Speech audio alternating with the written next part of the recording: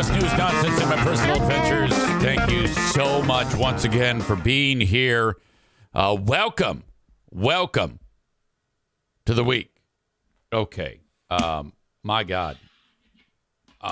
There was so much drama going on over the weekend, and I kind of will just pick it up from last week. I mean, it isn't often that you can start the show or end the week talking about something as stupid as college football. Now, I know for some of you, that's a ridiculous statement for me to make because you're like, oh, man, well, this is like the most important thing on the planet, college football. It's my team. You know, my team is, holy cow, I've got to support them. And I get that. I don't have a problem with any of that. I know I make fun and say Walmart Wolverines. And yeah, of course, a lot of people that root for the Wolverines didn't go to Michigan. I get that. I mean, someone made a good point online when they said, you didn't play for the Lions, yet you root for the Lions. I'm like, that's a great point. You're right. I don't have any problem with people rooting for a college football team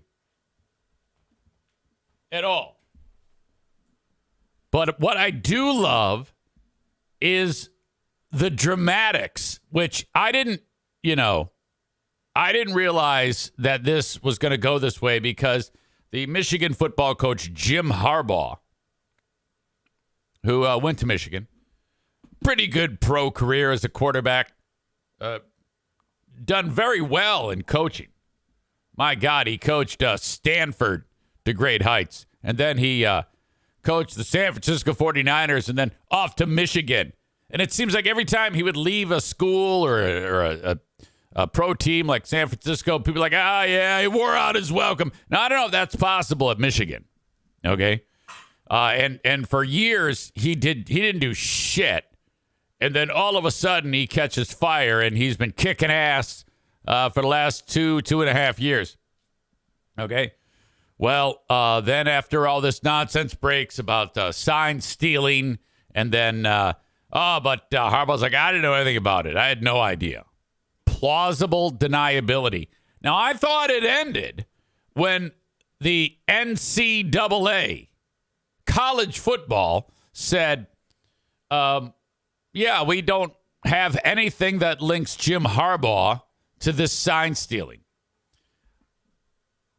How that doesn't end it, I don't know.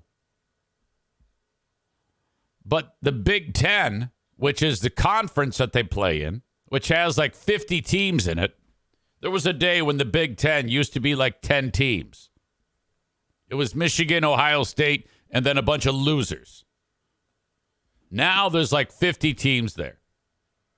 The Big Ten is run by some guy who, some Italian dude, Petiti. I'd never heard of him. Now he's a household name, and Michigan fans actually want him dead. Okay, they're actually like, in Michigan is the state of Michigan is full of crazy fucks. They'll shoot you right in the face if you look at them cross-eyed. We raid the Capitol. I mean, come on. This place is fucked up. This is a fucked up state. So the psychopaths that live here, they want this guy who runs the Big Ten.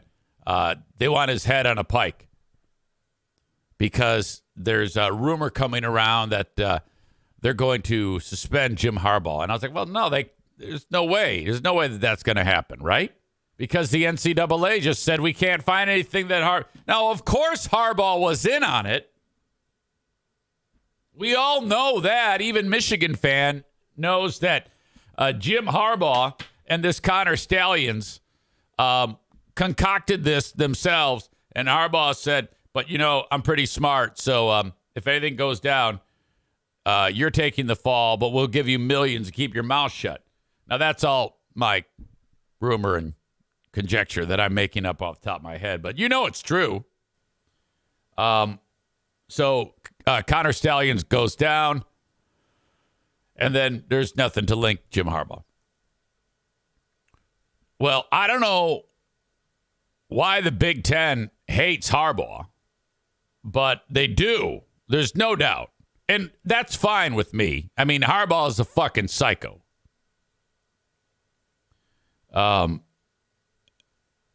They suspend Harbaugh. He can't coach the team for the next 3 games. And the Big Ten waited until like the last minutes of Friday.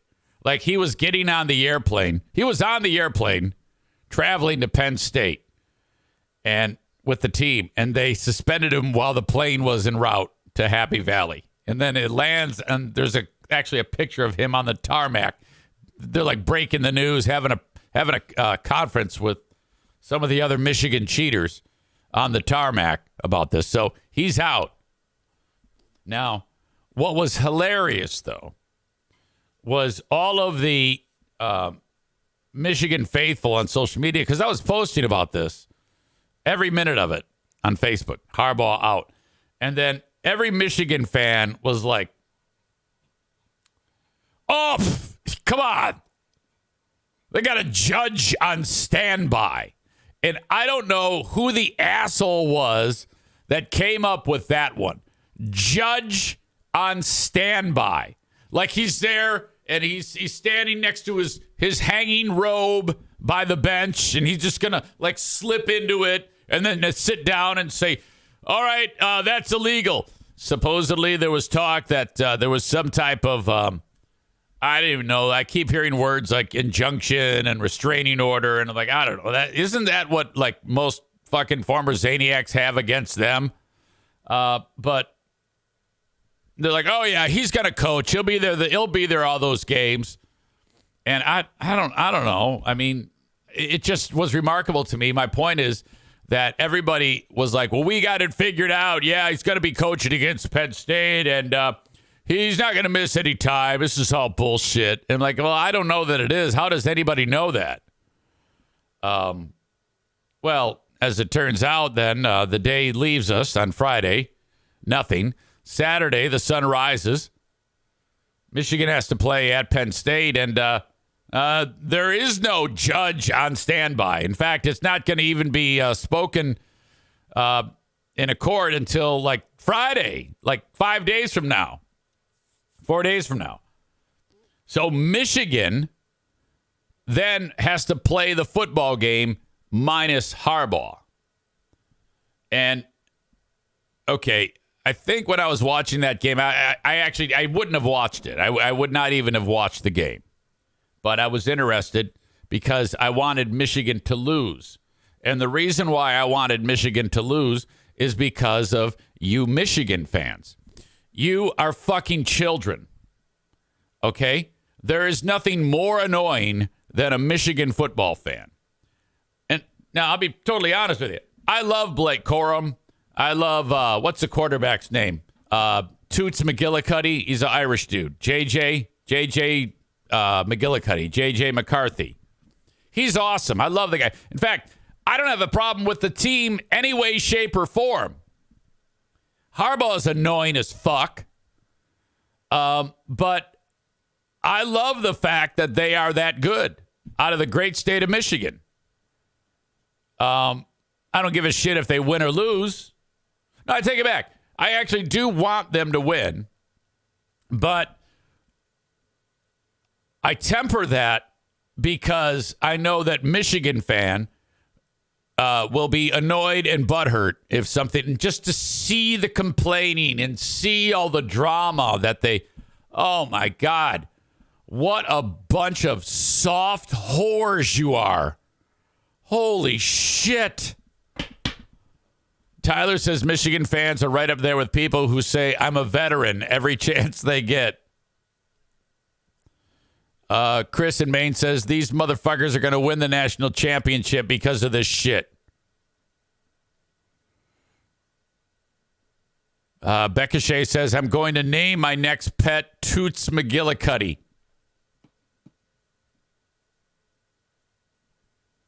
Kuipers, who's a Michigan fan, says, Hater's going to hate. Aram says, I think all of us are now Michigan fans. Kenny, I like this. Kenny says, I've never watched a full college football game in my life, but I love hearing about all this drama. That's exactly right. Who cares about the game? Who cares about whether they win or lose? I just like the fighting. So then after Harbaugh gets... After Harbaugh gets in trouble, the Michigan fans... I'm going to move over to the side so y'all can enjoy the dogs, too. I adjusted my camera, and I don't know if I like it, so it's going to be weird for today. I cleaned the room again.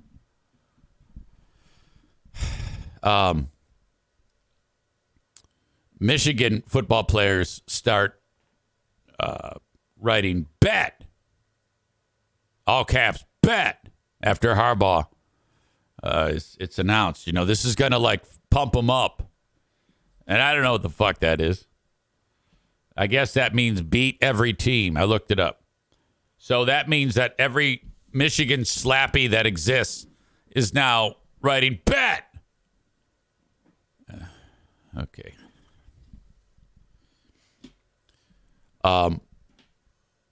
Penn State hung in there, but Michigan's really good. Holy shit, are they good? They made the Penn State offense look ridiculous. I couldn't figure out what they were doing. When the game is on the line and Penn State hasn't done shit, but they still have a chance to win the game late. But they got to do something creative with the offense. Penn State ran a play where the quarterback gets the ball and he goes here, and he just hands it off to the running back who's running right into the asshole of the fucking center. It gets like 1 inch. And then they ran it again and again and punted. And then Michigan handed it off to Blake Corum, who's the absolute beast. And he ran it into the end zone. Game over. That game should have been like 100-0. I was shocked that it was that close. So Michigan fan now has to wait it out. They play Maryland this coming weekend and then Ohio State. And, you know, I don't know if it matters if Harbaugh is coaching or not. I think that the players can, that whole Michigan versus everybody. By the way, they didn't waste any time making the gear that says Michigan versus everybody. And then every local dick is now wearing one of those shirts to work. Michigan versus everybody. We're the Outlaws. God. And that's it. There's, if Michigan gets the legal fight in their favor, that means Harbaugh will be back. But I don't know. Do you want him back? Joe Martinez says, what happened to the ass whooping you claimed? Well, did I actually say they are going to beat Michigan, or did I say I hope they beat Michigan? I don't recall if I actually said they are going to win the game. But whatever. Who cares? Joe Martinez, he is letting his middle fingers fly. He actually walked up to me. This is what he did Friday night at the hockey game. He normally sits on the opposite side of the rink from where I am. And I usually see him there with his family. He wandered over to where I sit, and I was standing there facing the ice, doing my job with my headphones on, taking notes of what I need to do. And I hear on the glass, I turn around, it's him, and he's keeping his hands down so no one sees it, and he's giving me the middle finger. Like, fuck you, because I was making fun of Michigan. And I'm like, Jesus Christ. He's standing right next to his lovely little granddaughter, who I had a really nice conversation with after the game on Saturday. She is so sweet. Oh, my God. Your grandkids are just spectacular. I love them so much. Jesus. you have the because Joe's granddaughter's dad is David. Okay? Now, David is a Chinese Italian. Have you ever heard of something so magnificent? A Chinese Italian. Mom is Mexican. That combo has created such a beautiful, beautiful little girl. You guys are so blessed. What an all of your grandkids. Absolutely perfect. My God. So there you go. It was good seeing Joe. Joe went and spent big money, big HVAC money on a brand new jersey he got at the jersey auction. Awesome. Kent dropped the E out of use as Michigan is going to get fined for having two coaches better than Ryan Day. He's the coach of Ohio State. And Joe Martinez brainwashed the little girl to say, "Go blue" to me. My God. So annoying. Mediocrity Dave says two things I always know about someone as soon as I meet them. If they're a vegan or if they're a Michigan fan, because they're going to tell you about it. Joe Pellerito says, I'm a Wolverine and just wanted to express I'm a Wolverine and they are kicking ass. I'm a Wolverine. I can't tell if you're serious or not.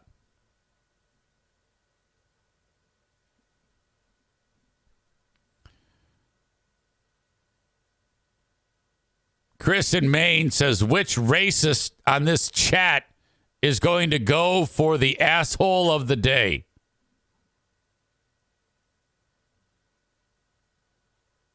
I'm not sure what that means. Is there someone saying something terrible?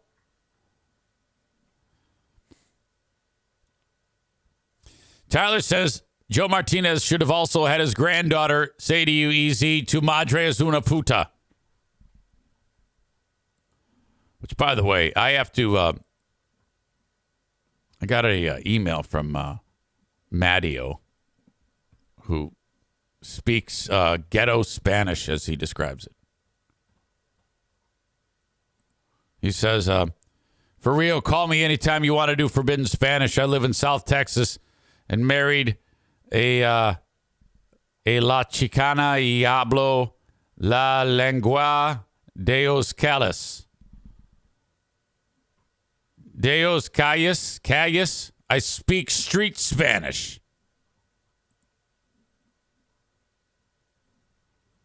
Because he wrote to me an email, subject line, Pinche Pendajo, which Joe Martinez referred to me as that last week. And then I was very confused when I went to Google Translator, and I couldn't figure out why Pendajo means one thing, and if you put Pinche in front of it, it means something different or worse, I guess. Matt explains this. Pinche is an adjective, and its meaning depends on the word it's describing. A pinche pendejo is more than a lousy idiot. He's a worthless moron. No good at all, not a single redeeming quality. A pendejo is an idiot, a dullard, not the sharpest tool, blah, blah. But the pinche pendejo is so much more. Like, a puta is a bitch asshole for sure. Si claro, pero un pinche puta is a ratchet ass whore that makes your piss burn. And then there's an upside down question mark, and it says, Me entiendes? Entiendes with a regular question mark. What's up with the upside down question mark? I don't know what the fuck that even means. So the line, like a puta is a bitch asshole for sure. Si claro, pero un pinche puta is a ratchet ass whore that makes your piss burn. Okay.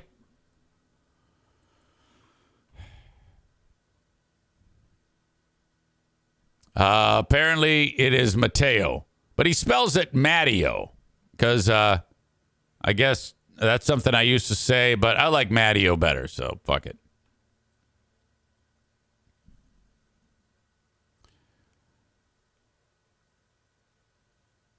Joe Martinez says the big problem will come down on Michigan gambling. I have no idea. The coach of the Michigan football team, or the interim coach, is Sharon Moore. Is it Sharon or Sharon? I think it's Sharon Moore. He filled in for Jim Harbaugh.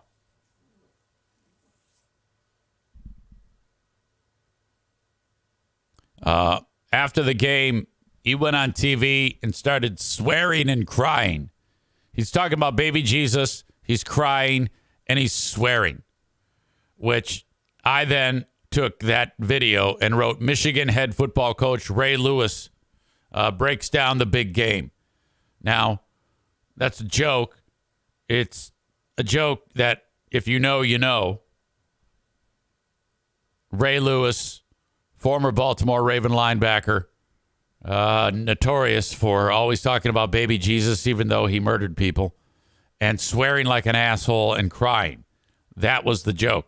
But Michigan guy is too dumb to know that, because I posted that and they were like, oh, that's not Ray Lewis. That's Sharon Moore. Don't you know anything? You're an idiot. And I'm like, what the fuck is wrong with you? One guy is a local dude who actually no, and that's what he said. And I posted the gif or the meme of stick figure with the word joke going over his head. And then he probably realized it when I wrote that, because he then deleted what he said. It's like, of course you did, you dumbass. Now everybody is killing this Sharon Moore. They're just beating the shit out of him, and I don't know why. I love this guy. This guy, the game ends, and he's super emotional. And he's crying, talking about baby Jesus, and then starts swearing.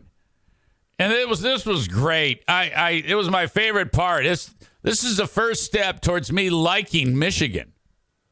The fact that you got a coach saying, thank you, baby Jesus.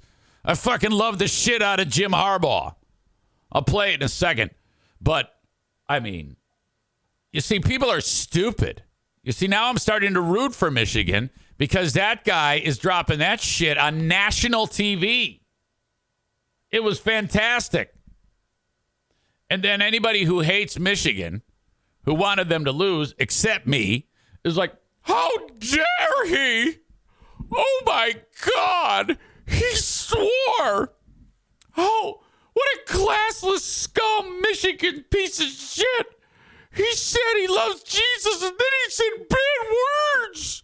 Shut the fuck up. What the fuck is wrong with you? That's the greatest thing I've ever seen. That was my favorite part of all this. This guy comes on there and starts dropping F-bombs and S-bombs and is crying and talking about baby Jesus. Fuck yeah. Congratulations first on the win.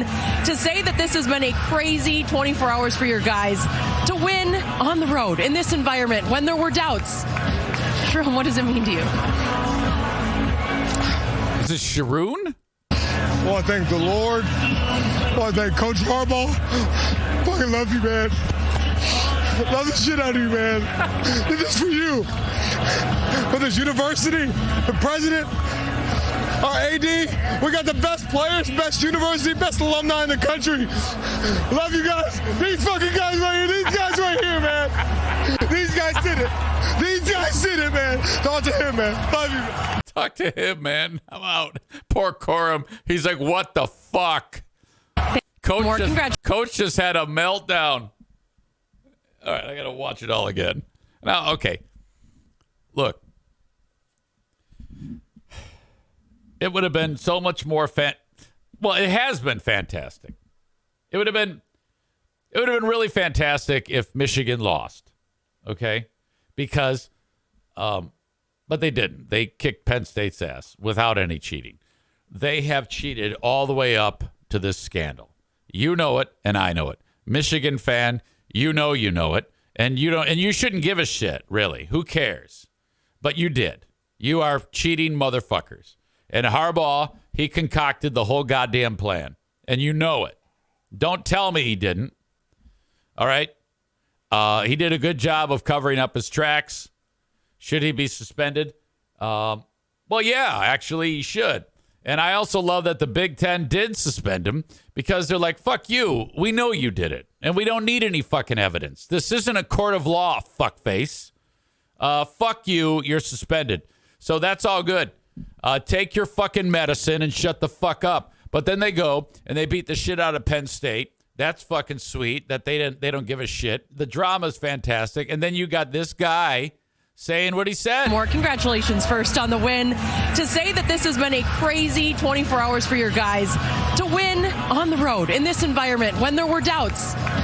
Jerome, what does it mean to you? Well, I thank the Lord. Well, I thank Coach Harbaugh.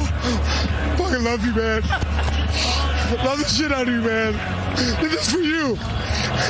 For this university, the president, our AD, we got the best players, best university, best alumni in the country. Love you guys. These fucking guys right here. These guys right here, man. These guys did it. These guys did it, man. Talk to him, man. Love you. That's it. He just dips out. Goddamn, was that awesome. That is just beautiful. I guess it worked out. Everybody's happy.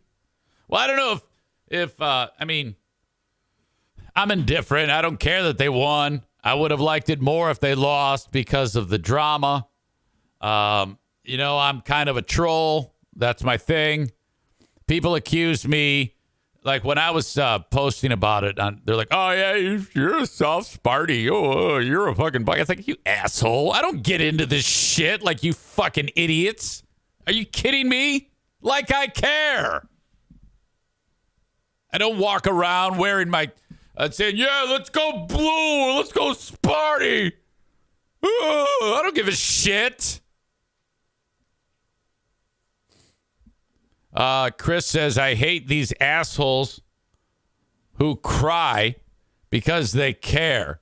Hate this guy so much. Wait, what? You got to be kidding there, right? I don't understand that. You're an athlete. Joe says so many watched it live, then rewatched it. Loved it. Linda says to the coach, get your pacifier and go home, pussy. How can you possibly call him a pussy? Because he's emotional? I don't understand that. Chris says, yeah, be a pro. Act like you've been there. You guys are tough. You are not buying that at all. I love that guy. You know? Maureen asks if Blake Corum is 4 feet tall. He's a little fella. There's no question. He's very powerful. He's a good back. But, yeah, he's a little fella. And that coach was, I think, a big boy. Okay. So Linda says he's a pussy, and anti-Michigan folks say the same thing. I disagree with that. I do not agree with that whatsoever. I think that when you've been under a lot of pressure and you still rise to the occasion, I think that in my opinion, now if you're crying over like if Harbaugh got busted, that's different. Okay? Kenny says, I'd cheer for Michigan just because Jeremy was a fan. Love that guy so much. Missed the shit out of Jeremy, man. Fucking love that guy, man. I don't know who you're talking about. You mean Jeremy K? You mean Rainbow Flag Jeremy? Is that who you're talking about? Or are you talking about the guy, Jeremy and Saranac? I don't know what happened. I still see him from time to time, if that's who you're talking about, Jeremy Saranac, because I see him from time to time at the hockey games. He's doing great. I think from time to time he listens, but I don't know. Who knows? Okay, so that was just incredible. Now Michigan waits. Okay, this week they take on Maryland, and then you have the game between Ohio State and Michigan. Now, I will tell you that where it would have been fantastic if Michigan lost against Penn State, but they are really, really good. They're not going to lose against Maryland. And I don't know if it even matters if Harbaugh, because he can coach them during the week, but he can't be on the sidelines as of right now, unless there's some legal fight that changes that. But this is all excellent drama. This is all fantastic. Chris in Maine says that Coach Sherrod Moore would stab anyone who talks poorly about Harbaugh in the neck with his prayers. So true. My God.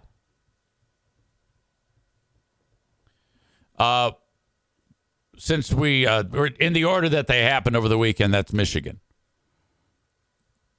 Yesterday, the Lions were in an absolute stone-cold shootout with the Los Angeles Chargers. The Lions won the game 41-38.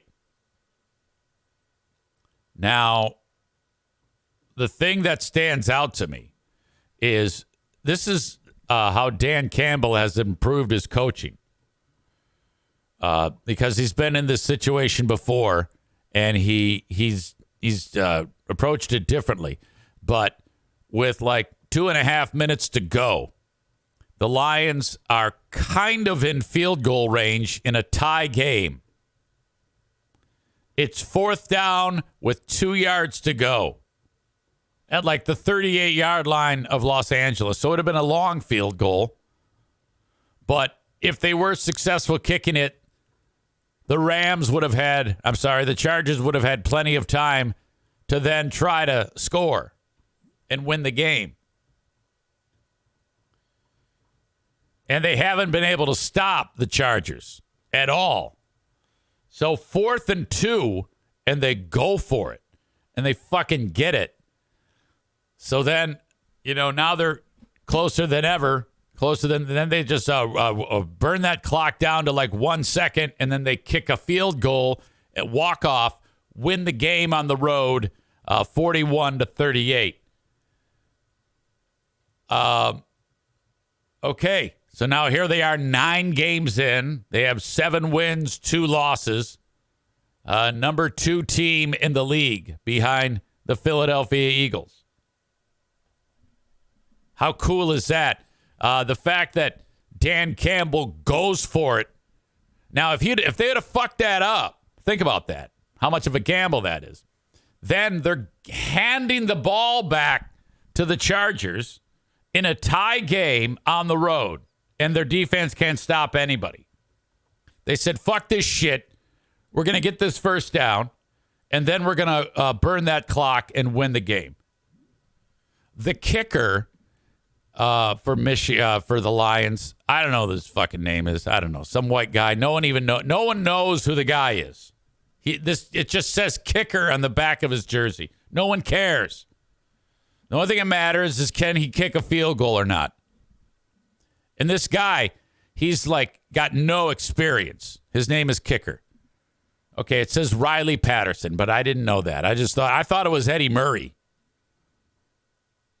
This dude comes out and he's got ice water in his veins. Now, this is he behaved quite a bit differently than Michigan's head coach. This is Riley Patterson's quote after the game. What were you thinking of when you had to go kick that field goal? Oh, yeah. It was awesome. Walking up there, got a little bit of time. I say some Bible verses to myself. I said some Bible verses to myself. Okay. Can you imagine if he hops on christianmingle.com after this? Up there, got a little bit of time. I say some Bible verses to myself. I say 2 Timothy 1:7, for the Spirit of God does not make us timid, but gives us power, love, and self-discipline. So. Oh, no. This guy is the full deal.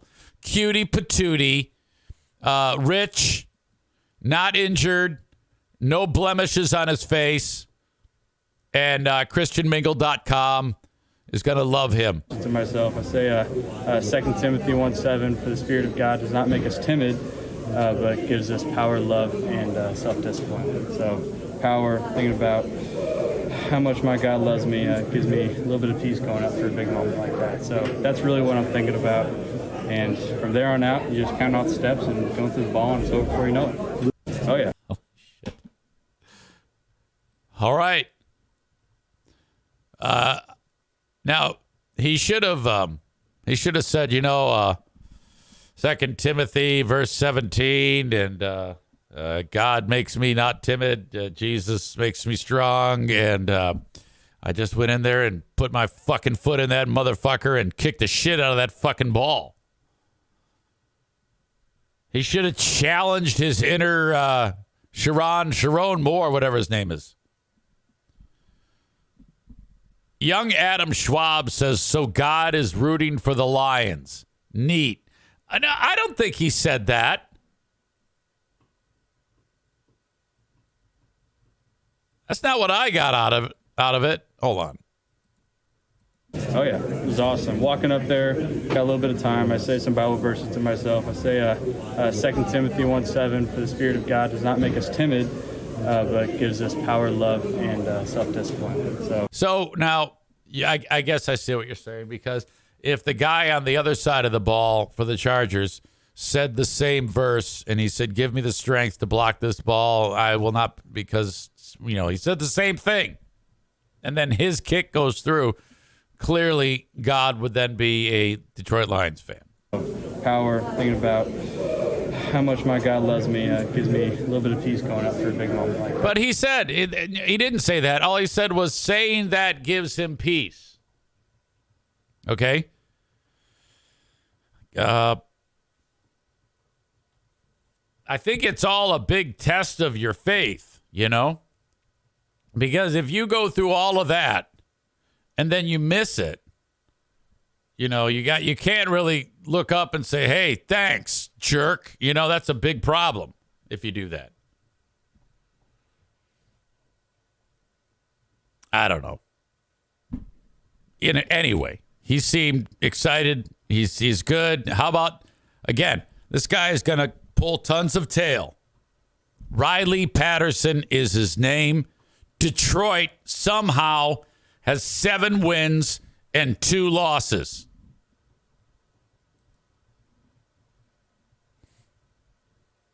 Maureen says, my son and Linda spoiled the ending of the game for me.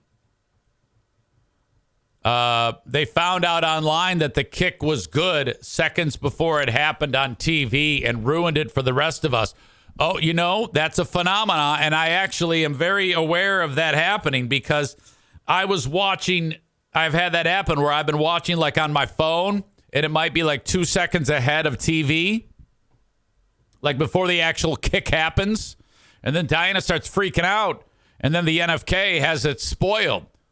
I think if you are watching it and you know that you're ahead of TV viewing, you got to keep your voice down. Maureen says she was a little pissed because her sister, Linda, had blown it. Linda says, I did not do that. Someone named Trajan did it. I don't know who that is. The grandson, I guess. No, the son? That's Maureen's son. All right, so now those two, Homer's sisters, are fighting.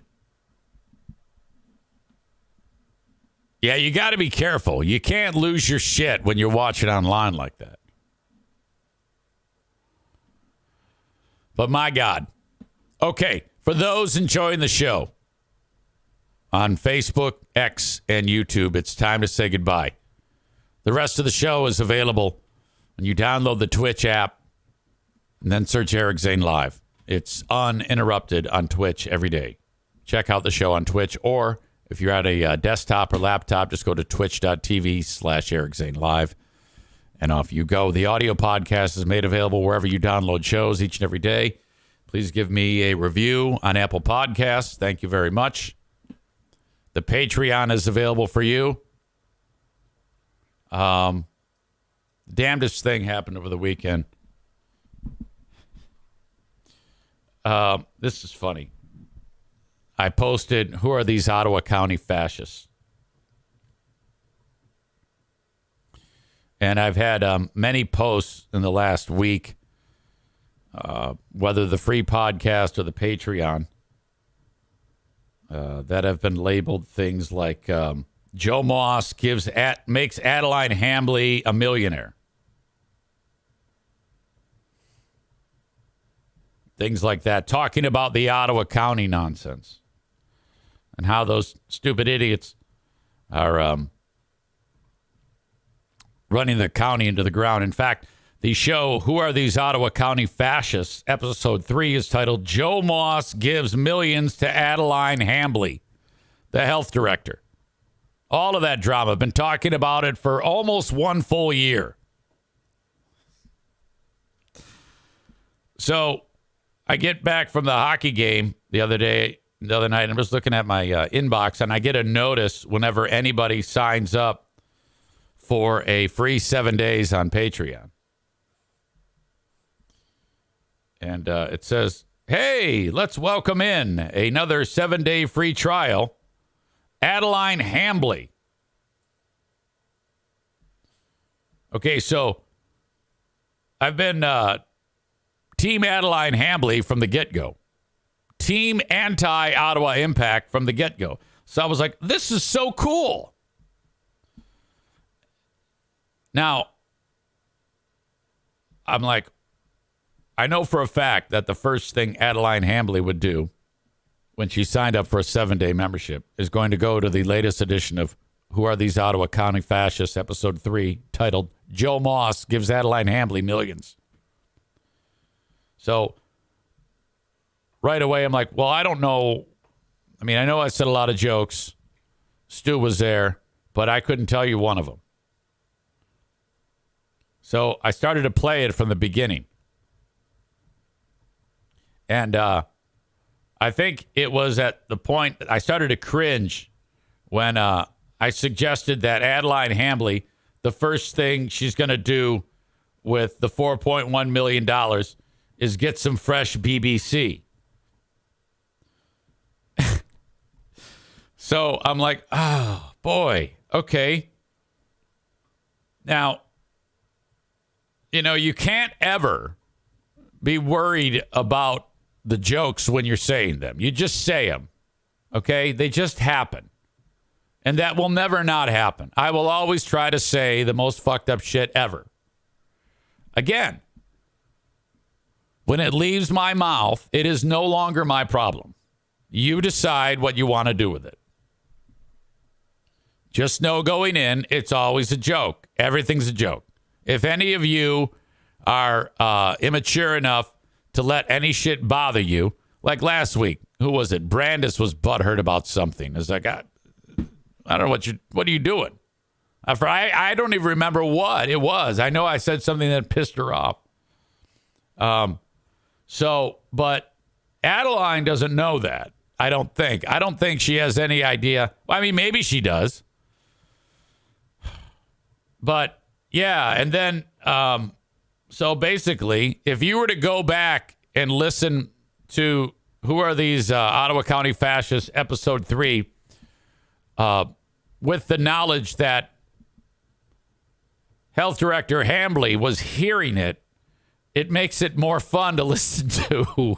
So that's what you should do. You should go back on Patreon and listen to that bit, that whole show with Stu and the jokes. Now, again, I am team not Ottawa County Impact. I am everyone that is like trying to get. I'm Team Joe Spalding, Larry Jackson, recall Lucy Ebel. I'm happy Adeline Hambley has $4.1 million. I'm happy that her vice or deputy health director is gets a massive vacation and she gets a payout too, you know, and I want nothing but the best for those people. But I still got to be me. I still have to make those jokes. You know, big picture, we always have to make those jokes. They have to happen. So I reached out to her. I go, hey, I see you followed my Patreon. I don't know if you're used to what I do, but everything has to be taken with a huge grain of salt. I mean, I rarely go back and say and make excuses. But in this case, I want Adeline Hambley on my side. I want her to laugh at that.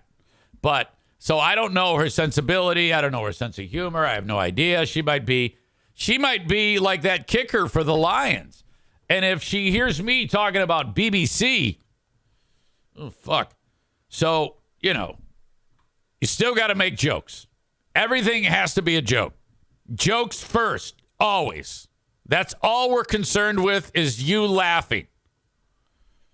And not everybody laughs at every joke, but tough shit. That's the way I make the stew.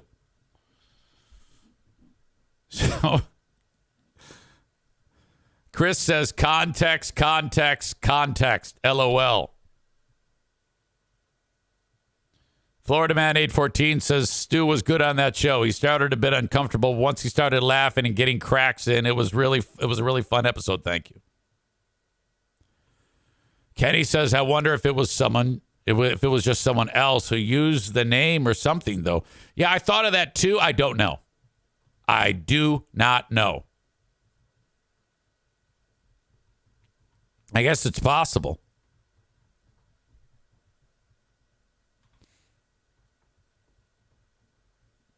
All right. Anyway, sign up for Patreon. Patreon.com/Eric Zane. Plenty of material there for you, and you can try it out for free, just like if this is Adeline Hambley did. You just go to patreon.com/Eric Zane. If you've never done this before, if you've signed up previously, if you've previously been on Patreon, you can't. I don't think.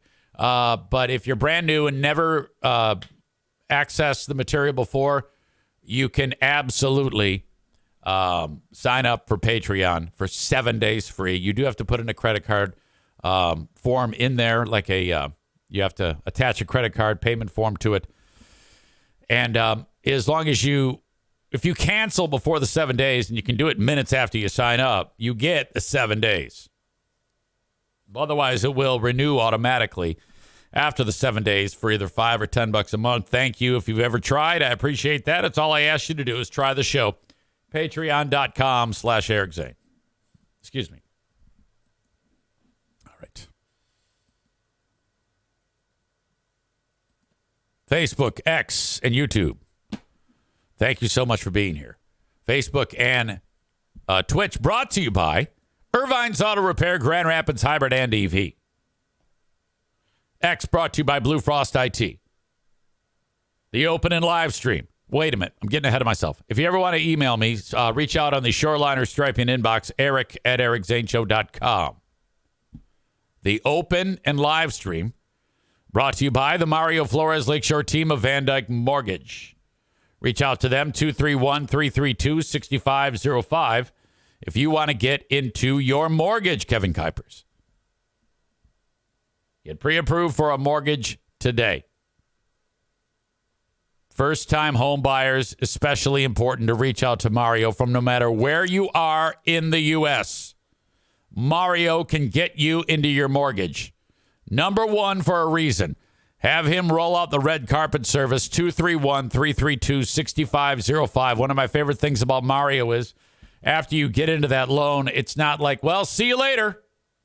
No, you'll be hearing from Mario quite a bit, especially right now, because the mortgage that you're going to get right now is going to be, the mortgage rates are going to drop dramatically in the next 2-3 years. So you're going to get into a cheaper mortgage. Mario will help you with all of those things. 231-332-6505. Please mention EZ. The Grand Rapids Gold basketball team got started last night right here, Van Andel Arena. It was a 3 p.m. start. So much fun. Great crowd on hand. The Gold fall, unfortunately. They are back coming up Saturday. Van Andel Arena. You can get your tickets. Just click the link in the show notes, or you can find the Grand Rapids Gold online and get your tickets there, as low as $14 a pop. Dirt cheap, fantastic fun to see the Grand Rapids Gold. And you have to understand, during halftime, the Red Panda is going to be there. A Red Panda was on America's Got Talent, and I have never seen anything like it. I shared it with you some time ago. She's on like a 10-foot unicycle, and she has a bowl on the toe. Okay, so she's got both feet on the pedals, and then she takes 1 foot off one of the pedals, and someone throws her a bowl, like something you put soup in, a bowl, and she puts it upside down on her toe. So the bowl, the opening of the bowl is facing the floor. Then she kicks her leg on the unicycle, balancing it with one leg. The bowl goes flying and lands on her head somehow and stays there. I don't know if she has like a metal plate in her head or what. Actually, she has one on there balancing to start. And then the second one goes flying in the air, lands in the first one. And then she puts 2 bowls on her foot and does it again. And 2 at the same time go flying in the air, and they both land on her head. Then she does 3, 4, and 5. She's got like a stack of 10 bowls. It looks like a fucking Dr. Seuss book. It's incredible. The Red Panda will be there on November 18th. That alone is worth the price of admission. But you will see some of the greatest athletes in the world performing for you. Grand Rapids Gold basketball with your old pal EZ. Get your tickets today.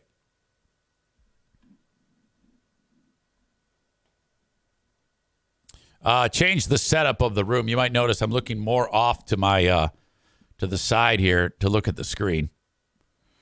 I cleaned this place yesterday. My God, you would not believe how filthy it was.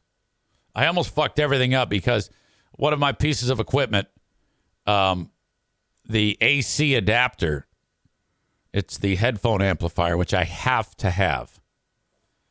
I went to plug it in, and somehow I don't know what happened, if Darla chewed it or what, but the cord ripped off the AC adapter. So I've got no sound. I can't hear anything. I'm like, oh, fuck. I reach out to Rich Bass, who is the engineer over at iHeart. I send him a picture of the AC adapter. I go, buddy, I need one of these.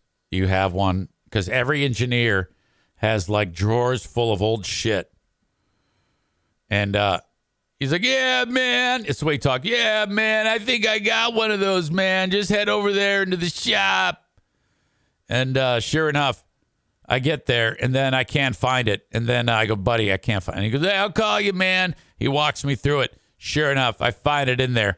This is after the basketball game last night. Thank God. God bless Rich Bass. What the fuck was I going to say? I don't remember. Anyway, got an email from Josh talking about Veterans Day. Zane, I need to share this with someone who would understand it. I was working at my part-time gig at a winery. A customer asked if we do veterans discounts. Josh writes, well, we of course do every day, 10%. I said, heck yes. He showed me his Armed Forces ID, and I gave him the proper discount. Next customer shows up, also a veteran, and the first veteran looks at the guy that just showed up and says to him, don't forget to ask for the veteran's discount. To which the second veteran replies, I shouldn't have to ask for it. He should be able to look at my hat and figure it out for himself. Josh writes, yes, He was one of those veterans who was wearing a hat and seemed a bit entitled by it. LOL. Thought you might get a kick out of that. Have a good one. Yeah. In my mind, the veteran who doesn't tell everyone that she or he is a veteran, there's a real hierarchy. There's the veteran who is just quiet about it and cool. And then there's the veteran who has to tell everybody about it all the time. Hi, my name is Kristen Megan Kelly. I'm the veteran, and I'm the veteran. I believe I've called and left a message earlier today. I'm the veteran. I'm just trying to get some feedback from whoever would be in charge. I'm the veteran in making the decision to sponsor the Eric Zane podcast. I'm the veteran. I am the mother. I'm the veteran of a child that he spoke about on his podcast. I'm the veteran in a sexual manner. I'm the veteran, including sex acts that he wants my veteran to perform. I actually have a sheriff involved. Several sponsors have already backed out. And I'm the veteran. I believe in nonviolent free market solutions. I'm the veteran, so I greatly support free speech. I'm the veteran, but this is not protected speech. I'm the veteran when discussing sexual acts of a veteran. I'm the veteran. It was an attack on me and my family, and I'm the veteran. That you're right about, that part. It's one thing to have an opinion of adults, but again, it's not protected speech to speak. I like how she's got it all figured out. I got the sheriff involved. This isn't protected. Well, no, it is. It is protected. Sexually about a 7-year-old girl. I'm the veteran. If you would like to see the evidence and... The best part was when I actually called the sheriff. Well, not the sheriff, a sheriff's deputy here, who I know all of them. I go, hey... She's claiming, and he goes, no, she can't do anything. Have her call Facebook. Tell her to shut the fuck up. I have seen on social media someone is messaging people to not talk about it. I'm the veteran, but they want your business to know that your name is slapped behind the screen when he's saying these things. That's I'm the true, veteran. too. You can call me if you'd like. My number is area code 405-694-8344. I'm the veteran, but I would really like to know if your business supports this type of rhetoric. Area code 405-694-8344. I'm the veteran, and I'm the veteran. I would just like to hear back from you. Thank you very much for your understanding and your time. I'm the veteran. Thanks. Joe writes, favorite part is the line, including sex acts he wants my veteran to perform. Oh, yeah, that's like everybody's favorite part.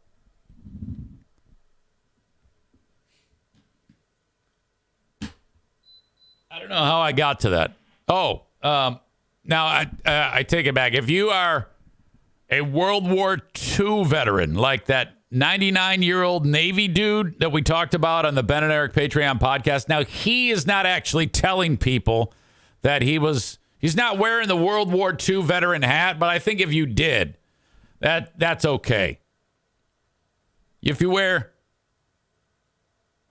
Okay. Yeah, it's tough. I think when you get to the generations that are a lot older, I think that, even Vietnam, I think you may get a pass on Vietnam. But outside of that, no, you can't. There's a fine line because Vietnam vets and World War II vets are charming. They're charming, sweet people. And the dick who's not and still announcing, hey, I'm a veteran, he's probably a dick. Just in time for Veterans Day. Joe says, I'm guilty of bragging about veterans in my family. Maureen says, I believe I'm a veteran. Tyler says, the license plates and hats make me roll my eyes and dislike you. I just let him go on by. Kenny says the old dudes who had PTSD since before PTSD even was invented, those are the real veterans. No, it's true. It's really true. People who sleep at night and the only thing covering them is like hand grenade shrapnel. Hey, give me some shrapnel so I can warm up here in the foxhole. I want to wear a hat that says Civil War veteran. See if anybody notices. All right. Anyway. Trump was at it again over the weekend. Trump showed up at the UFC event. Now, how about this? This is spectacular. Hold on a second. I don't have it ready, and I should. Trump walking in UFC video. Okay, this is great. Hang on a second. There's a sound. You don't want to hear that commercial. Okay. Skip. Okay. Excellent. Here we go. Trump, he's coming into the UFC event. And this is like a who's who of MAGA. You've got Trump, Dana White, and Kid Rock, of all people. Tucker Carlson and Trump's kid. And everybody loves Trump at these events. Here you go. This is Trump walking into the UFC event. How strong that team is. Making his way into the building.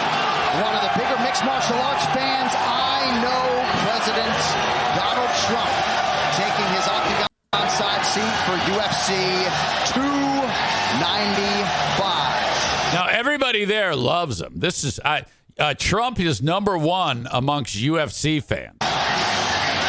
Big Kid Rock, all these people love him.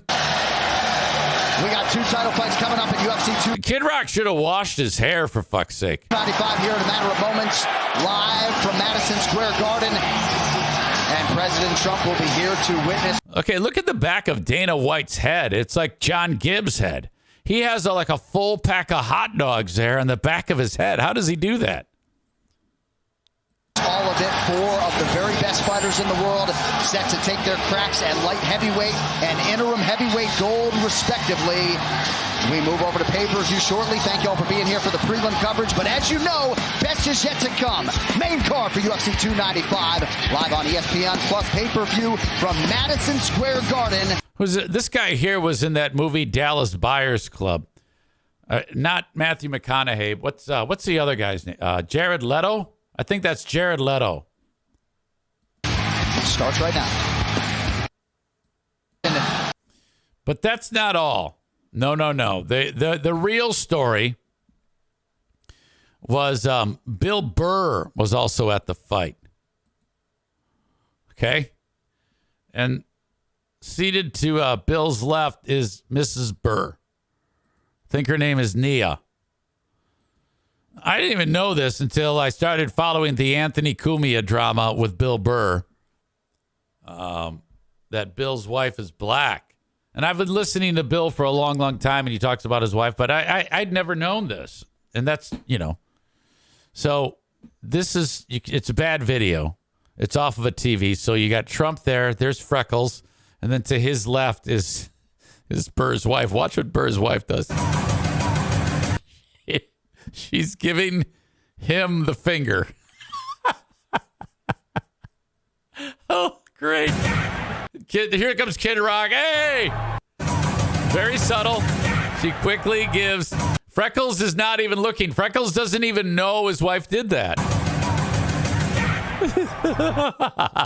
So then Bill, everybody who saw that, they get offended. And that's rich. People who love Trump getting offended because someone's giving Trump the finger. I mean, come on. That's ridiculous. He's the most insulting person that's ever walked the face of the earth. And so everybody is fucking butthurt that that she's giving him the finger. Oh, my God, look at that low-class bitch. Look at her. She just ended Bill Burr's career.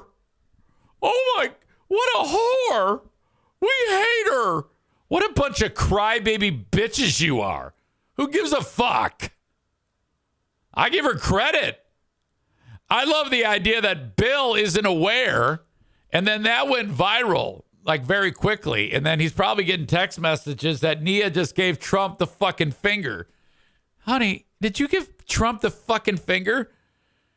Oh, that is great. Chris in Maine says she's keeping it real. Kid Rock is just trying to get in the frame with Trump. Brandon says, I love her. Yes. I wish Kid Rock, Tyler says, would have had a Bud Light in his hand. Corey describes Bill's wife as wicked black. My God. I loved that. And then you get a lot of people. The way this went, as I understand it, every year Bill does in New York City a benefit, charity benefit comedy show on behalf of the memory of Patrice O'Neal. Now, all of this gang with Opie and Anthony, a lot of these comedians got their start on the Opie and Anthony show. Burr, Jim Norton, Patrice O'Neal, a number of other comedians, but Bill is the biggest name. Now, Bill, over time, has gone more into acting. Of course, on Breaking Bad and on The Mandalorian, and he's doing a lot of other projects. He lives in L.A. now. Still does his podcast, similar style, monologue, him just riffing and having a good time once or twice a week. It's not nearly as good as this one, but still, it's a solid enough. I can listen to it. So all this time I've been listening whenever he talks about his wife, and I like that he does talk about his family and personal shit. It's hilarious. I had no idea that he was married to a black woman. Doesn't matter. Well, over the years, though he's had a rapport with Anthony from Opie and Anthony, I guess that grew a little icy over time. And Anthony and him eventually had a discussion. This is according to Anthony, which he said on his show, Anthony's show. He had a discussion with Bill, and Bill said, yeah, I can't hang out with you anymore because Anthony says a lot of anti-black shit all the time. And it isn't so much... When Anthony says it, because I make jokes about black people all the time, I make jokes about everybody. Anthony does, but it seems like he means it. And he posts shit on there that makes it seem like he doesn't like black people at all, which I would never dream of doing. Because I don't. But he does. Well, Bill's wife sees that shit, and she's like, hey, guess who you're not hanging out with anymore? So that was that. And then recently, within the last year, Anthony wandered into the Patrice O'Neal benefit at, I forgot what fucking Comedy Cellar or someplace in New York. I don't even know the name of the fucking place. And Anthony got escorted out. And apparently Anthony walked up to Bill and was like, hey, how you doing? And Bill's like, are you motherfucker the shit you've said about my wife? Because I guess it's gotten ugly over the years after the breakup.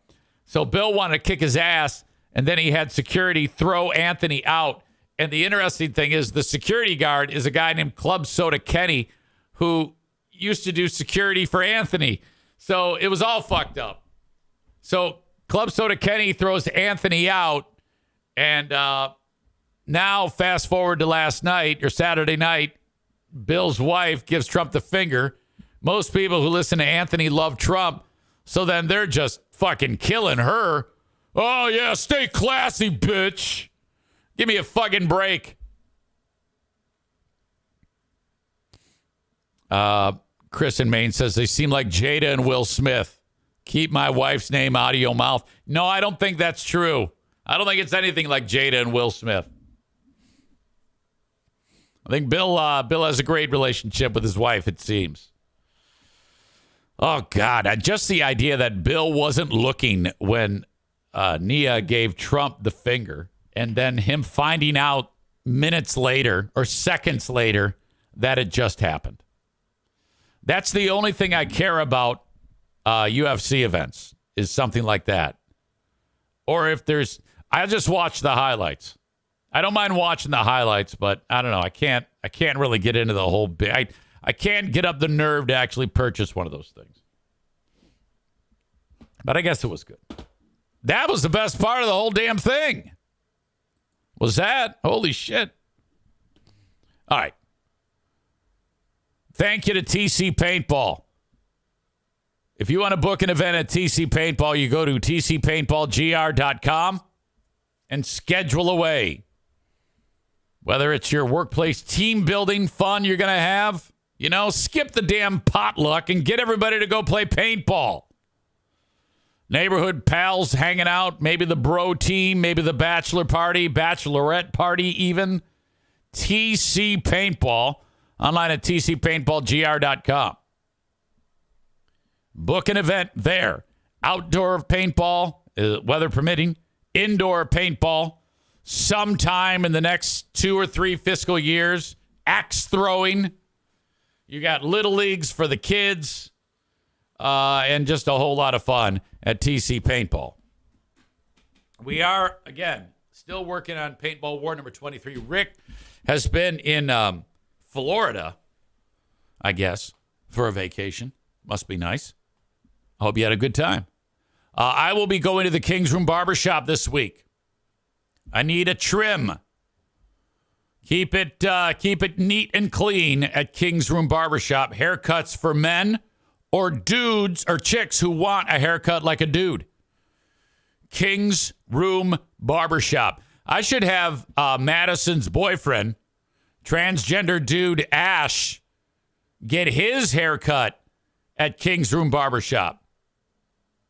Ash, you got a great dude haircut. You're looking so dudish with the testosterone coursing through your veins. You are becoming one of us. I treat Ash like a dude with chick sensitivity. So, I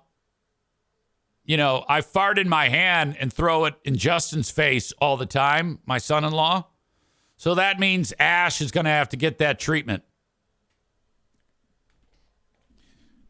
Ash wants to be a dude, so that means you're going to get the old scoop and feed.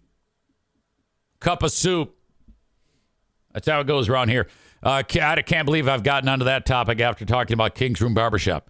Anyway, you've got locations Northland Drive, Caledonia, and Wyoming. No longer in Rogers Plaza. They've moved to 821 36th Street, Southwest, next to the Costume Room. King's Room Barbershop.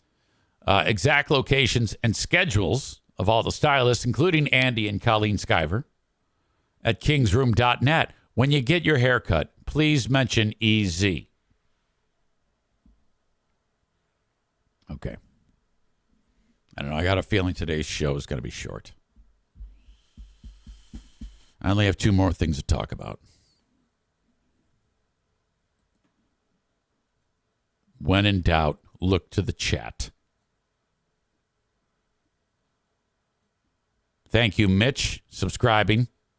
Tier 1 for now 10 months in a row. I appreciate that, Mitch.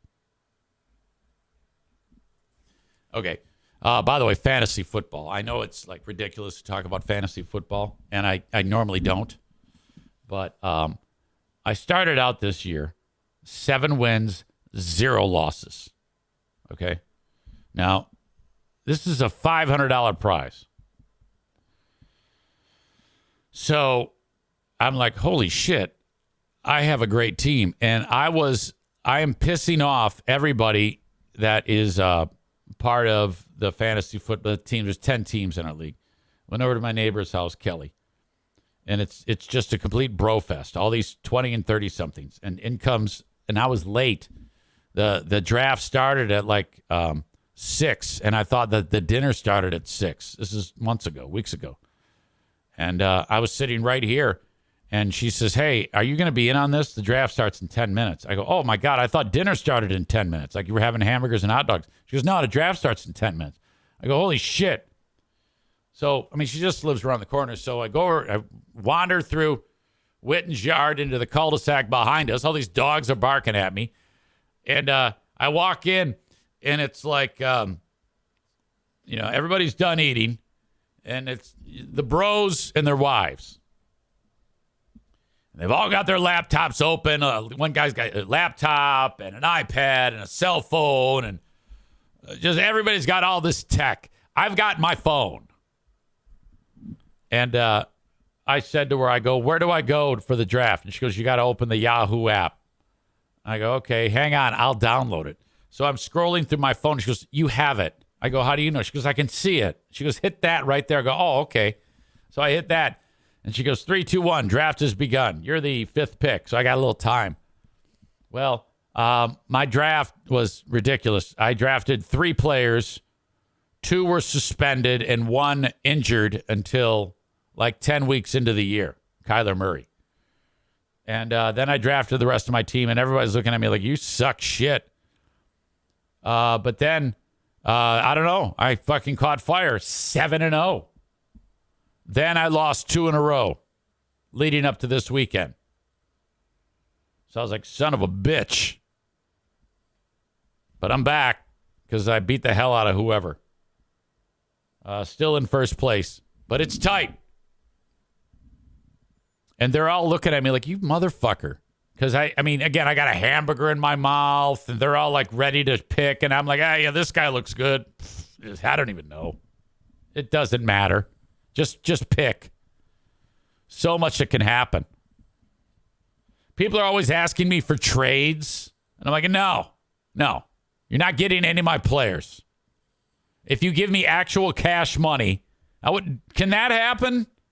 Can you actually, if someone offers you a shit player and like $500, can you then do that? Does that actually happen in fantasy football? Because that I'm up for. I will have a fire sale. If you can each give me money so that I would earn more from that than actually winning the thing. I'm all about that. I'm open for business. Oh, man. Let's see. Oh, my God. I forgot this story. Okay, no, I'm going to have plenty of stories. I thought for a second I didn't have enough stories, but I do have plenty of stories.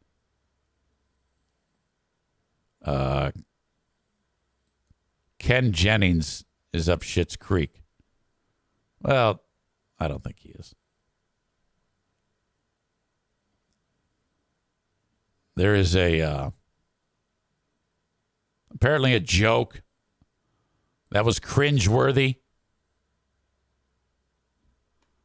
I loved it. I thought it was a low-hanging fruit joke, but I thought it was fine.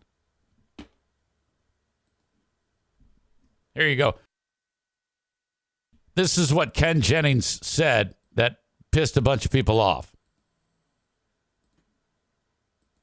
What is circumcised? That's correct. A painful 2000 for you. Okay, that's another joke, but not the joke that I'm looking for. Let me back up. Let me start over. I'm clearly fucking this up. Ken Jennings from Jeopardy, the other night on Jeopardy, he made a remark about people in assisted living facilities that, of course, offended viewers, and they were quick to air their grievances on social media. Now, you can't do that. During the interview portion of the game, which is currently airing the Champions Wild Card Tournament, Ken was talking to contestant Jen Jaswinski, who spoke about her grandmother. She said that in one of her previous appearances on the show,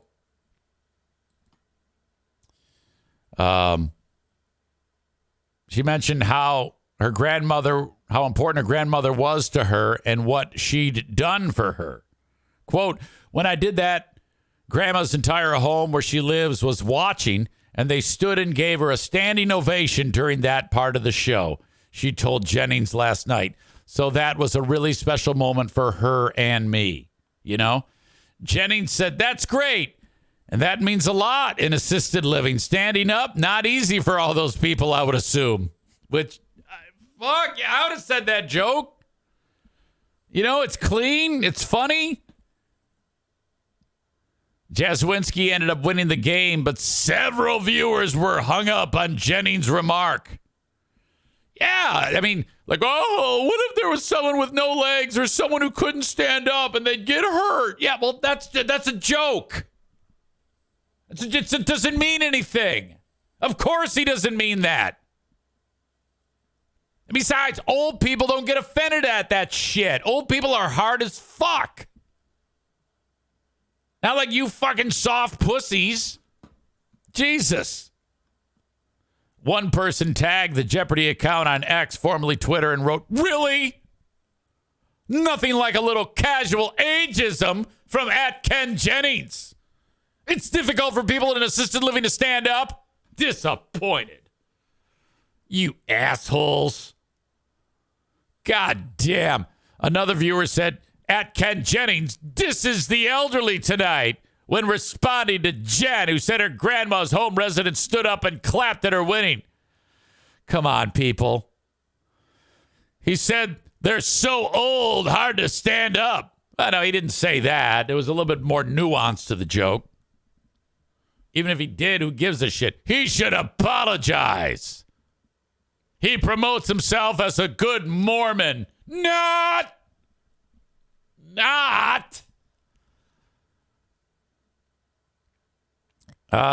This person writes, you used to be able to laugh at Ken's joke about assisted living, another person said. In the 90s, as a late teen, 20-something, I would have laughed. Now I find myself having mixed feelings.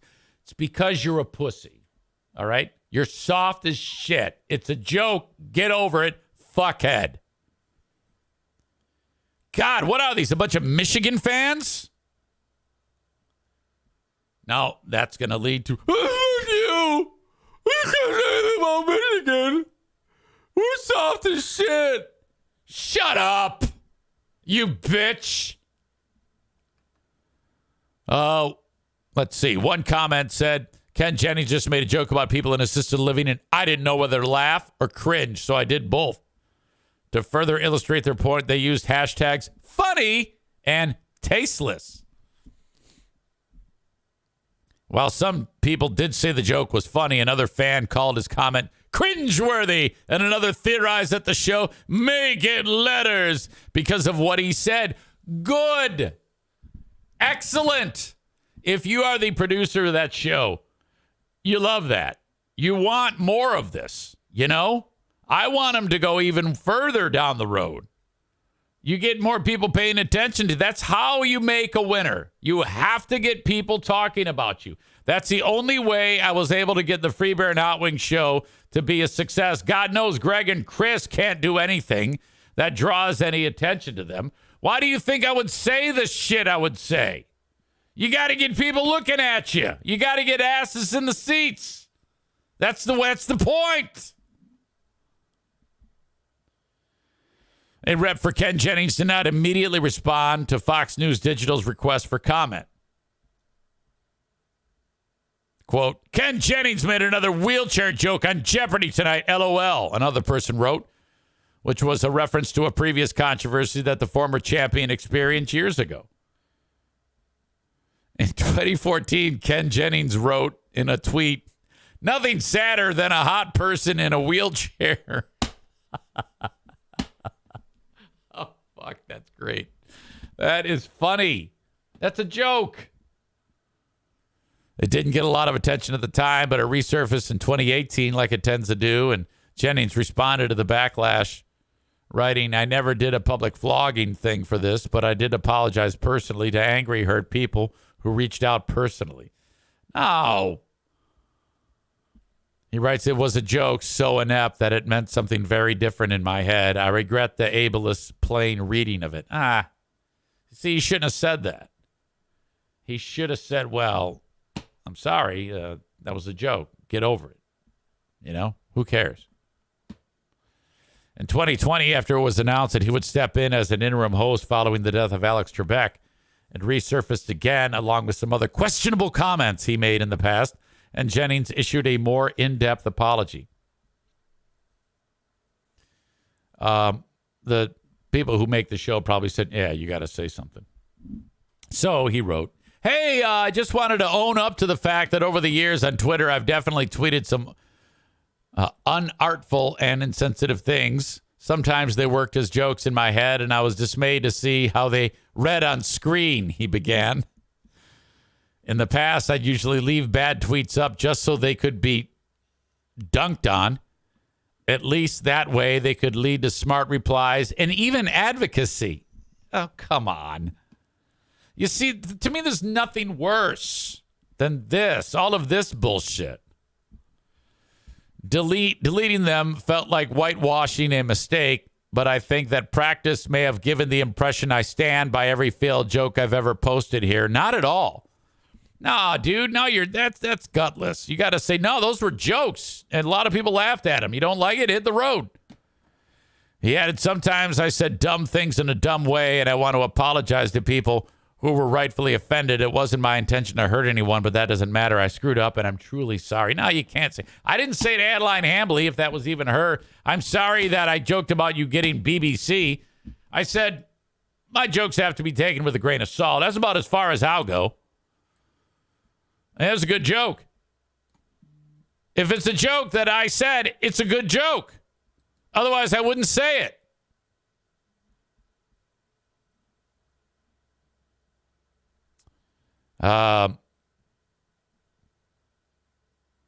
Chris says, good Lord, social media warriors.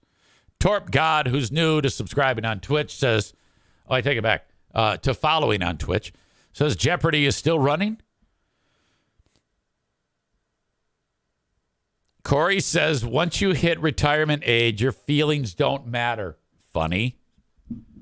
Maureen says, for God's sake, it's true. Doesn't even have to be a joke. It's a true statement. Maureen says, it sounded pretty innocuous to me. Aram says, I think that was the first time I ever heard Eric take his due for making free beer and hot wings what it was. Oh, I see what you're saying. Me pointing out the sticking my neck out in order to make a name, try to get people to pay attention. Yeah, that's kind of what you have to do. When you're in the room with Vanilla and Vanilla Bean, you know, it's like, oh, Jesus Christ. We got to say something. I got to do something here.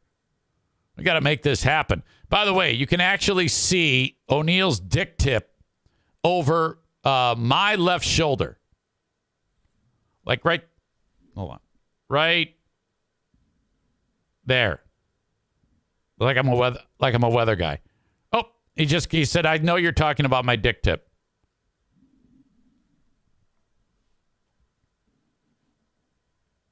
All right, Ken Jennings. Do you guys remember this dude? What was his name? Aphrodite Shaman? Shaman something? The guy who stormed the Capitol? Buffalo Shaman? He's now running as a libertarian candidate for Congress in Arizona's 8th congressional district. What did he go as again? Shaman something or other? I forget. Anyway, this asshole is running for Congress. I want the guy standing next to him, who looks like Charles Manson's kid, to be on his campaign. The fact that this picture, here they are walking through the halls of the Senate of Congress with all these famous Congress people in portraits on the side of them. These guys are wearing masks. These idiots come in. This cop is saying, right this way, right this way. And this idiot looks like this. Is one of the most ridiculous things that's ever happened. My God, what a shit show that was. The only shining moment was when Ashley Babbitt got shot. You see, that's a joke. That's what that is. That's a joke. And it's true. Jacob Chansley is the spear-carrying rioter whose horned fur hat, bare chest, and face paint made him one of the more recognizable figures in the January 6, 2021 assault on the U.S. Capitol. I remember when that all went down, and do you guys remember Dirk, Craig Danitz from Clearwater, Florida?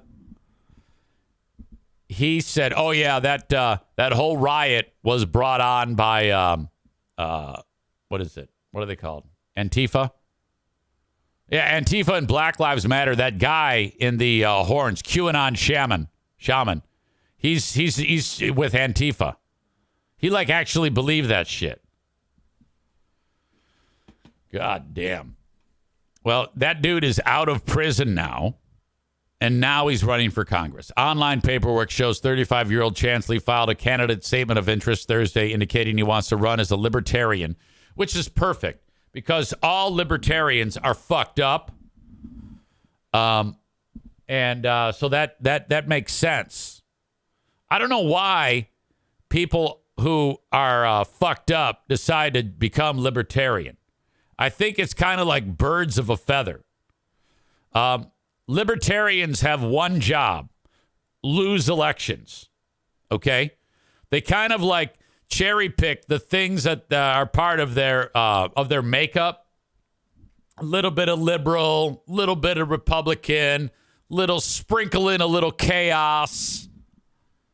And then voila, I'm a libertarian, which means they're part of 0.5% of the vote.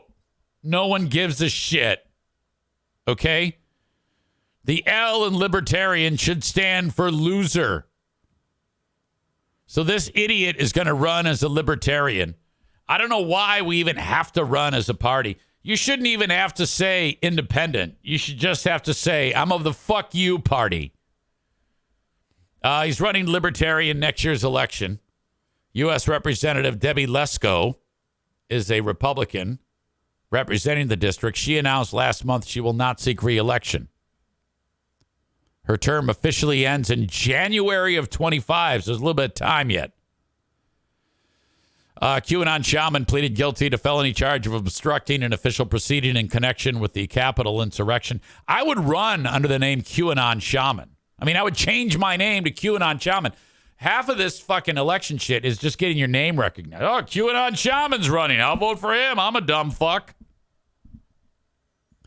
He got 41 years in prison. 41 months in prison. And he served 27 months before being transferred to a halfway house in Phoenix in March of 23.